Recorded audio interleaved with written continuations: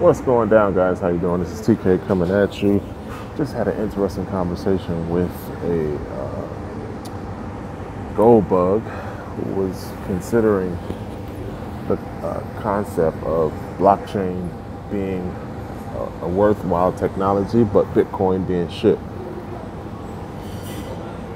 Then he proposed that cryptocurrency would go the road of paper currency in manipulation and control. And I think that's the overall thought process of people who don't really know blockchain, don't really know the underlying technology behind Bitcoin. So I want to talk about it because it led to an interesting conversation where we kind of agreed to disagree, but the fundamental premise was based on a falsehood. So think about decentralized versus centralized. And that's how you compare Bitcoin to fiat currency. I mean, fiat currency, for one, is engineered scarcity and limited access, where money stays at the top of the pyramid and typically is the faith and confidence of the people that stands behind the government decree that makes it valuable. You exchange your time, your energy, and your services and products, and your labor, in hopes that someone else will accept that piece of paper for whatever it is that you're trying to acquire.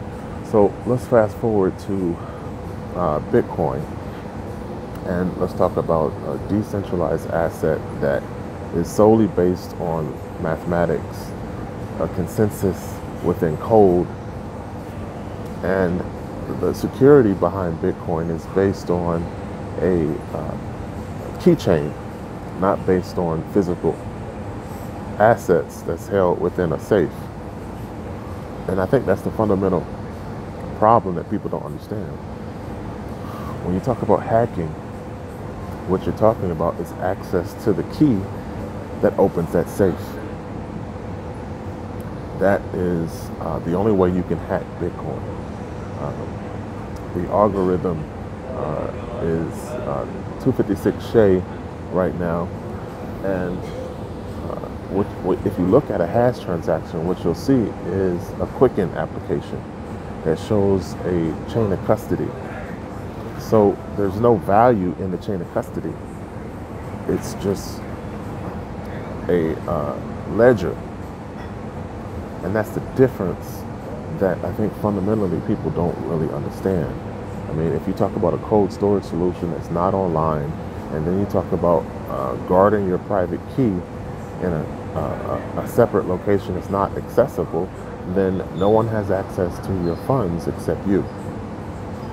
So to argue the premise that Bitcoin can be manipulated is to not understand the consensus algorithm that's behind a trustless transaction. Bitcoin is a trustless transaction because you don't need a third party to verify value's been sent from one person to another. The typical standard in validation is 6 confirmations. So independently, through ledger recording, 6 independent nodes has to validate that I sent value to you. Now, that chain of custody has to agree amongst the network in order for that transaction or that value to be valid. Now, flip the coin and let's talk about whether or not I sent you $100 and you know you didn't receive it, but I'm basically lying and saying, well, I sent it, I don't know what happened. And there's nothing you can do about it. So when you talk about other forms of central authority, that's when you get into derivatives. That's when you get into a trusted third party where fractional reserve banking may or may not be taking place. So I just want to break that down and highlight the fact that Bitcoin is the first trustless transaction that doesn't require the trust or the belief Okay, it is the mathematics and the ledger, the accounting method that says I sent you value.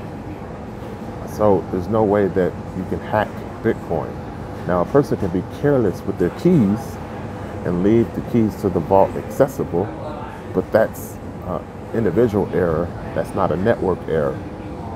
So please dive deeper into the economic foundation behind cryptocurrency before you make speculations that cryptocurrency is fiat. It's fundamentally a separate system that's outside of governmental control, and it is a parallel